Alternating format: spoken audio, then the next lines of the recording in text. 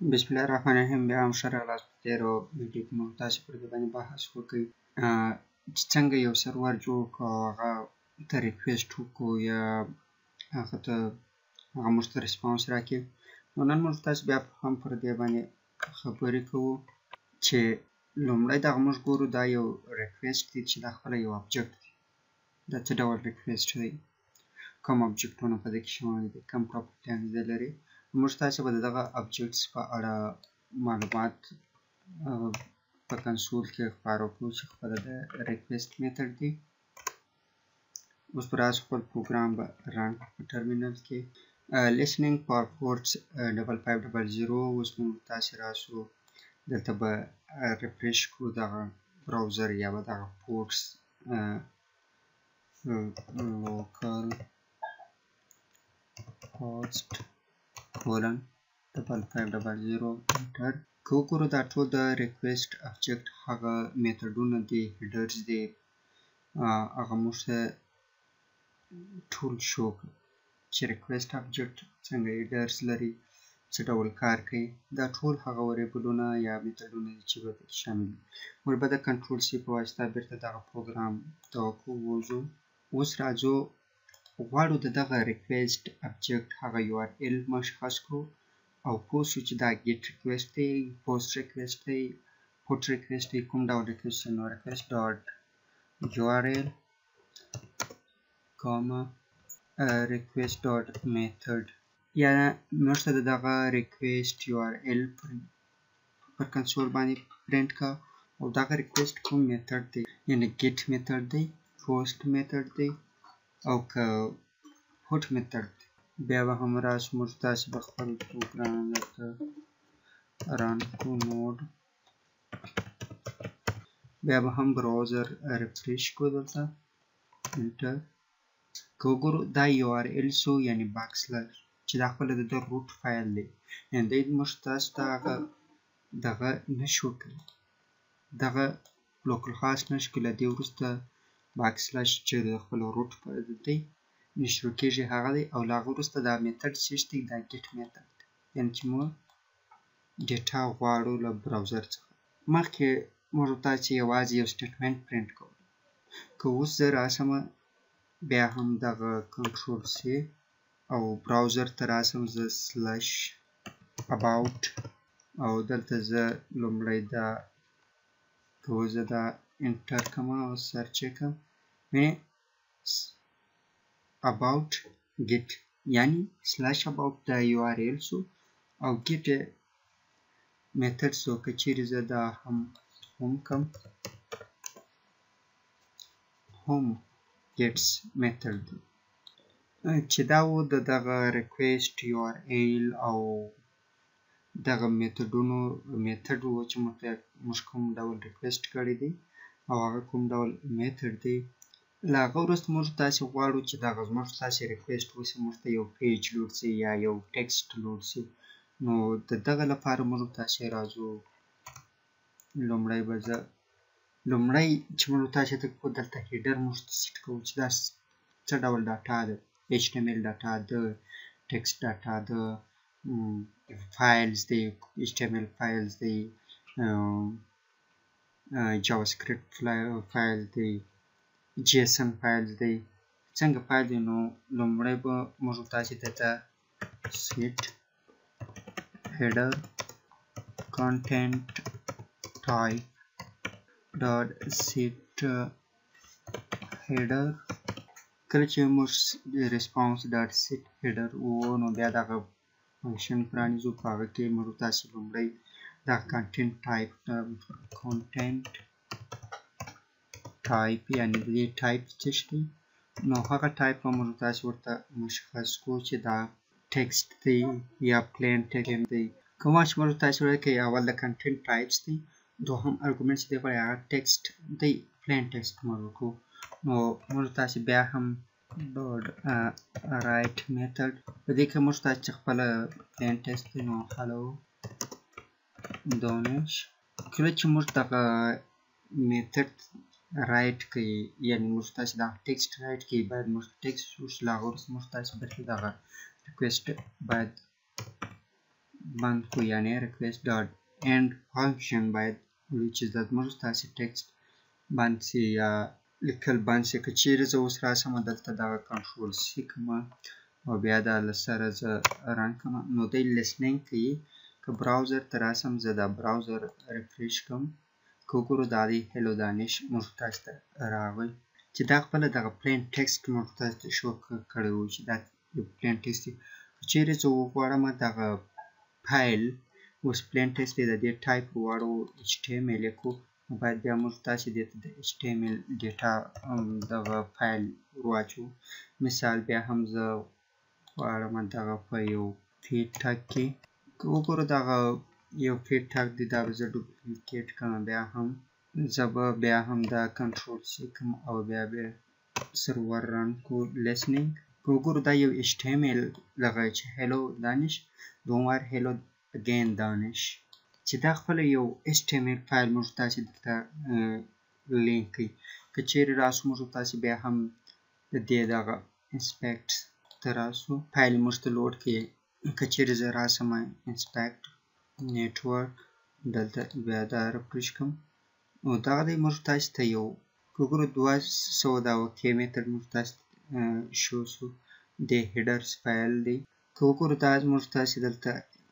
دغه ریکویسټ URL دی دا ریکویسټ میتھډ ګیټ دی سټیټس کوډ 200 کې دی ریموټ ادرس دغه IP ادرس باندې شوی دی دا ټول دغه فایلونه دي چې موږ تاسو شو کړی دي یعنی دا موږ تاسو دغه ټایپس و د نیټورک چې دا ټول هغه معلومات موږ تاسو ته راکړي که چیرې زه راسم دلته په کوډ کې بیرته هم یو HTML فایل اډ کوم دلته زه چیرې هیډر ورکوم که زه بیا هم دا دوباره رن کوم اوس راسو موږ تاسو خپل دا میتھډ ته که چیرې زه دا بیا کلیمنټ راسم په باډي کې دا د هیډ سیکشن اضافه شوی دی چې دغه لینک چې دا خپل د HTML فایل د اپلوډ کولو یا د هغه ترلاسه کولو یو بل میتھډ یا لاره وه اوس راځو د دې پر ځای چې موږ تاسو دغه خپل پلین ټیکسټ وکړو یا HTML ته وکړو موږ تاسو راځو خپل یو بل فایل یعنی HTML فایل موږ راځو یو نوی فولډر اخلو دا د ویوز دا فولډر کې یو نوی فایل اخلم چې خپل د index.html فایل دی په دغه فایل کې موږ تاسو خپل یو h1 یا هیډرز اخلو چې دا هم د خپل یو HTML index فایل دی چې دا به موږ تاسو کلوز کو اوس کله چې موږ تاسو دغه فایل راپورټ کوو تاسو لومړی راځو دغه یو فایل راپورټ کول د خپل د فایل سیستم دی چې لومړی موږ تاسو دلته امپورټ کو دغه فایل سیستم const fs require ان دا فایل سیستم موږ تاسو غواړو چې دغه یو فایل راپورټ کوو fs dot read file کله چې موږ تاسو یو فایل ریډ کوو هغه دوه ارګومنټس و چې یو خپل کال بیک فنکشن او بل یو ارګومنټس و چې هغه خپل هغه پات و یعنی د هغه فایل هغه ابسولوټ پات یا هغه کریکټ پات موږ تاسو ورته اپلوډ کو یا نو فارورډ بیک سلاش دی بیا موږ تاسو د ویوز په نامه یو فولډر لرو views index.html چې دا د ابسولوټ پات موږ تاسو ورته مشخص کړي لاغه وروسته موږ تاسو بل کال بیک فنکشن لرو چې هغه خپل یو د ایرر دغه لري او دوهم د ارګومنټس یې د ډیټا اوس اف که چیرې موږ تاسو ته ایرر مخته راغی نو موږ تاسو ته console.log error مرته شو او که ایرر نه و بیا په else پارت کې موږ ته console.log data او هغه وروسته ډاټ end یعنی موږ هغه ابسولوټ پات ورکړي دغه فایل چې ویوز فولډر کې د index.html په نامه موږ کوم فایل لرو هغه موږ ته ریډ کړ بیا کال بیک فنکشن دوه ارګومنټس لري چې یو د ایرر دی او بل خپل د ډیټا ده که چیرې موږ ته ایرر مخته راغی نو ته دغه ایرر موږ ته ښکاره کړه او که چیرې ډیټا راغله ښایي دغه یو فایل ولسوئ res.write یعنې دغه ډیټا موږ ته رایټ کړه. موږ کولی شو چې دغه ډیټا په دغه ځای کې هم دغه کړو چې دا د اتومات بل شکل دی، خو لومړی کله چې موږ داسې ولیکئ یعنې دا ډیټا موږ ته رایټ کړه په ریسپانس، هغه وروسته دا زموږ ریکویسټ یا ریسپانس چې دی دغه بیرته اینډ. اوس راځو د خپل پروګرام دلته رن. که زه چیرې براوزر ته راسم، اوس دا براوزر دا دی هوم پیج موږ ته لود اټ ایز د هوم چې دا بیا هیډینګز دي او دا هم یو پاراګراف. که وګورو دا هوم ګیټ او دا فیورایټ ډایټ او ګیټس یعنې دا زموږ ستاسې میتر چې دی دا خپله د ګیټ میتر چې دا خپله د دغه HTML فایل یو پت چې موږ ورکړي او هلته مو لود کړي. که چیرې موږ تاسې غواړئ یو بل فایل، زه غواړم یو بل فایل هم جوړ کړم چې هغه د about.html په نامه سره، یعنې زه غواړم څو پیجونه لود کړم چې موږ تاسې ته هغه ته راوټینګ وایو، یعنې څنګه سرته ورسو about. بیا هم غواړم یو بل نیو فایل جوړ کړم 404.html فایل.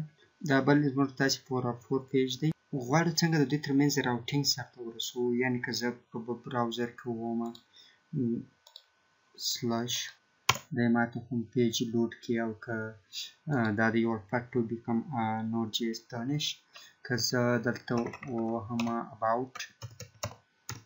دی ماته about پیج لود کړي. نو دا یو سمپل راوټینګ دی چې دا څنګه موږ سرته رسولی شو. نو د هغه لپاره زه راځم لومړی به let د یو کیورډ به واخلو چې د path په نامه سره دی او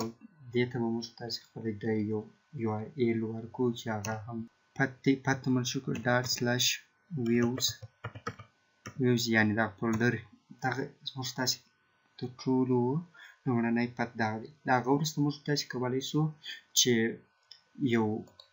سویچ سټیټمنټ کار کړو د دې لپاره چې زموږ تاسې دغه راوټینګ سرته ورسېږي. څنګه موږ تاسې راوټ کولی شو، یعنې که چیرې زه یو فایل یو پیج سرچ کوم ماته about پیج راځي، که غواړم داسې پیج چې هغه وجود نه لري نو هغه پوره پیج راځي. نو سویچ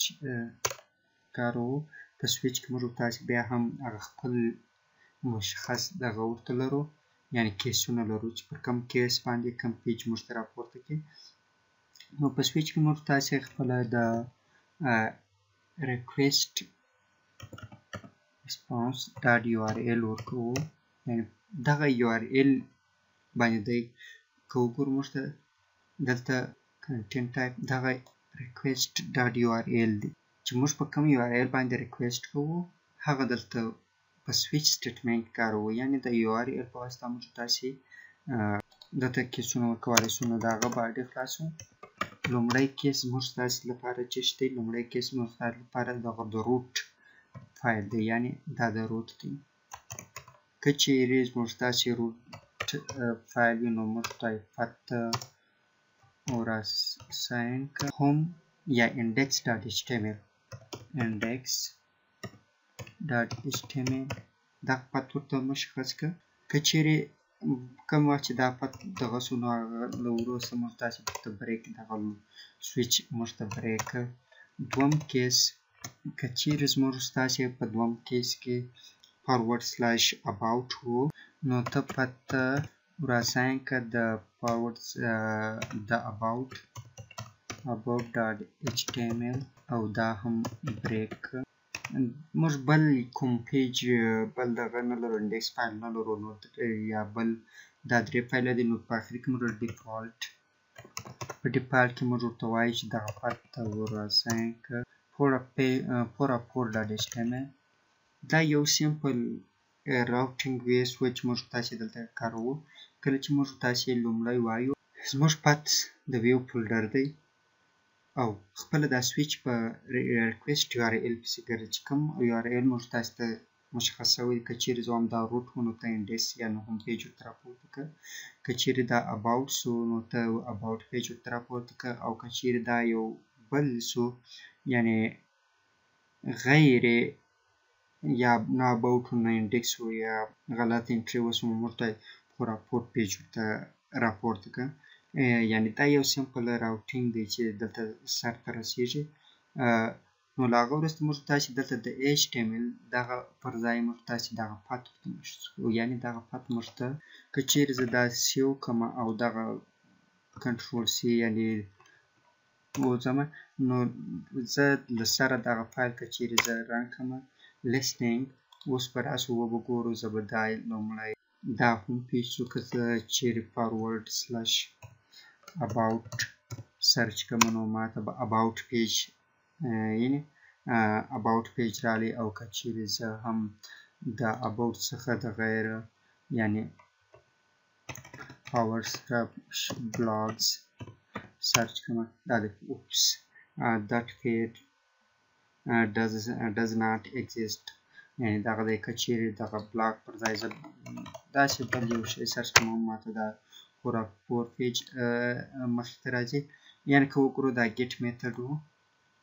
دا دغه شو بیا که وګورو پاور سلش دا URL دی هغه وروسته get method دی بیا که وګورو blogs دی get method دی بیا که وګورو دغه URL موږ سرچ کړی دی get methodونه دی. نو دغه و دا د یو دغه سمپل وی ده د راوټینګ. که موږ وګورو دا د راوټینګ سمپل وی ده یعنې URL ما اخیستی دی په سویچ کې که چیرې دغه روټ و یعنې دا هوم پیج دی که چیرې about سرچ شو about یې به ډال HTML ورته راپورته کړه او که چیرې بیا هم بغیر له دغو دوو پیجو نور سرچ شو نو بیا خو راپورټ HTML ورته راپورته کړه. له هغه وروسته موږ تاسې بله موضوع د status codes described the type status codes ce ته وایي status codes describe the type of response sent to the browser یعنې هغه response یو ټایپ موږ ته مشخص کوي کوم چې د سرور لخوا براوزر ته لیږل کیږي. 200 چې دی دا د اوکې لپاره دی یعنې no error correct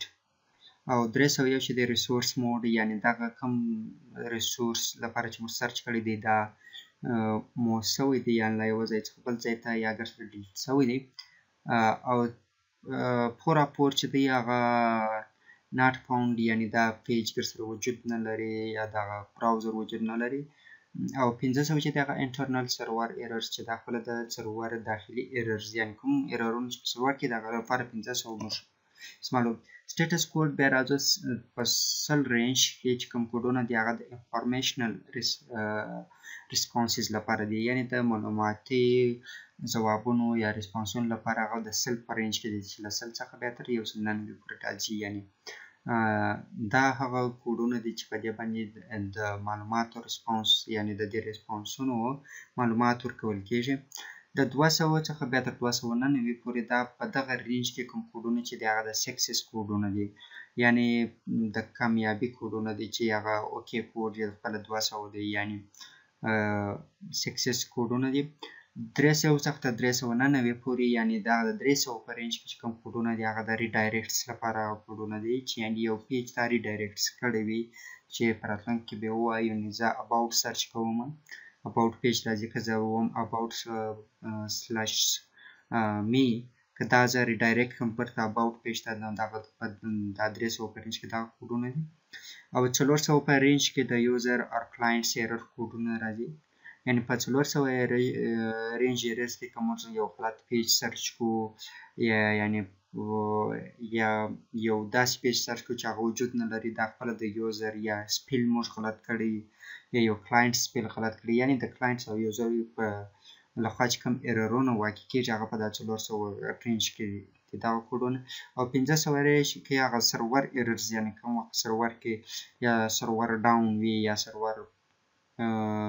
فیل وي هغه کوډونه چې د سرور په سایټ کې رامنځته کیږي هغه بیا په 500 رینج کې دغه کوډونه وجود لري. اوس که چیرې راسو زه به دلته که چیرې دا ایرر ریسپانس دا ریسپانس که چیرې زه دغه statement comment کوم response dot code is equal to 200 خپله دغه ډیټا که دلته موږ تاسې ورته مشخص کړو هم زموږ په دغه کې کم تغییر نه راځي یعنې جواب صحیح راځي نو دا سټیټس کوډ موږ تاسې دلته ممکن موږ تاسې دلته نه لیکو نو رابسو دا به دا که چیرې موږ کوم وخت ګوره که زموږ دغه index.html فایل وي دا هم چې دی اوکې دی ستا دا وجود لري نو د اوکې کوډ چې موږ تاسې په لیکچر کې وویل هغه 200 دی او که دا about پیج موږ وګورو دا هم اوکې کوډ دی دا هم خپله 200 دی که چیرې موږ تاسې راسو دغه for HTML پیج د دې سټیټس کوډ موږ تاسې وویل چې د ایرز لپاره د 400 په رینج کې دی چې دا خپله 400 دی که چیرې زه دا سیو کړم او بیا هم دا خپل پروګرام موږ تاسې رن کړو دا دی د listening for request import 5500 یعنې دغه لپاره د پورټ ادرس لارې دی listening کوي که اوس موږ تاسې راسو دغه هوم پیج سرچ کړو دا دی هوم پیج که انسپیکټ وو بیرته هم راسو خپل نیټورک ته ګوره لوکل هاسټ که موږ وګورو دا یو اوکې کوډ دی صحیح سو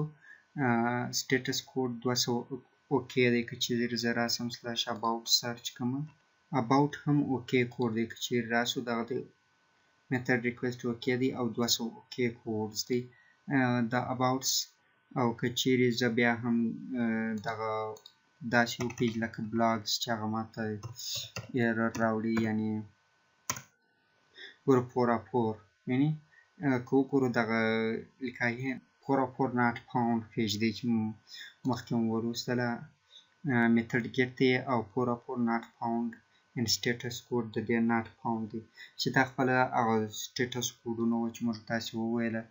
چې دا 404 پیج دی او about پیج دی که چیرې زه اوس د بلاګ پر ځای داسې یو بل نوم چې هغه ایرر وي سرچ کوم بیرته هم 404 پیج ویني دغه URL یې مشخص کړئ لوکل هاسټ بیا سلاش GDHGP داسې URL دی چې دا خپل یو 404 پیج دی چې دلته موږ تاسې وکتلی دا لوکل هاسټ get not found 404 پیج نو دا اوس موږ تاسې هغه سټیټس کوډونه چې موږ تاسې وجود نه درلودی کوم پیج وجود نه لري 404 دغه موږ ته راپورته کوي که اوس راس موږ تاسې نو دغه موږ تاسې تر ټولو په دا سویچ باندې چې موږ کړی دا تر ټولو هغه طریقه وه د سویچ دا موږ تاسې یو سیمپل راوټینګ سیسټم جوړ کړی دی چې څنګه کولی سو یو خپل دغو ته راوټ ورکړو یعنې که چې څوک about پیج سرچ کړي څوک هوم پیج سرچ کړي دا خپله ټول یو راوټینګ موږ سرته ورسوئ چې هغه له یوه پیج څخه بل پیج ته موږ تاسې ډایرکشن معلوموو یا که بیا هم چیرې موږ تاسې راسو دلته سلاش about مې سرچ کړو دا موږ ته یو پراپر پیج راکړي ځکه about مې نشته نو اوس به راسو په ریډایرکشن خبرې وکړو ریډایرکټس باندې خبرې کوو یعنې څنګه موږ تاسې دغه about مې بیرته ریډایرکټس کوو about ته نو راځو دلته زه به دغه د about کورس دی دا به زه کاپي کړم لومړی خو موږ تاسې دغه پات د دې څخه لرې کړو ځکه ریډایرکشن موږ تاسې دا د ریډایرکټس لپاره موږ تاسې په دغه کې وو چې د دې لپاره د 300 په رینج کې موږ تاسې کوډونه لرو چې خپله د ریډایرکټس لپاره 301 کوډ کاریږي له هغه وروسته موږ تاسې بیا هم دغه request یا response ته خپل header سیټو لکه response dot set headers لومړی په headers کې موږ تاسې دغه په capital letter L باندې موږ تاسې location کو په کوم location کې وجود لري او دوم هغه direction یې ورته مشخص وو یا هغه پیج URL ورته مشخص کوو چې سلاش URL about یعنې دغه URL موږ تاسې ورته مشخص کړئ د about د هغه وروسته موږ تاسې راځو خپله دغه request response dot end یعنې دا موږ تاسو ته چې دا یو ریډایرکشن و یعنې د ریډایرکټس لپاره موږ تاسې د 300 په رینج کې کوډونه لرو چې 300 یو خپل د ریډایرکشن کوډ دی هغه وروسته موږ تاسې هیډر مشخص کوو چې د ریسپانس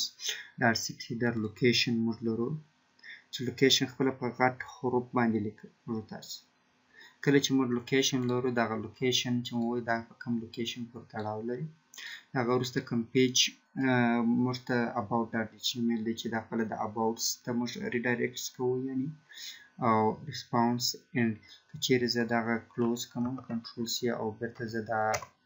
رن کړم او اوس راسم پیج ته که چیرې اوس about.me زه د about پیج که چیرې زه اوس راسم ځکه بیرته پور پیج راوړي چې دلته یو ځای موږ ایرر دغه کړی دلته بیرته about دی نو زه به دا about me کوم یعنې دغه د کیس کوم کیس چې دی هغه about me سو اوس به زه راسم بیرته به دا کنټرول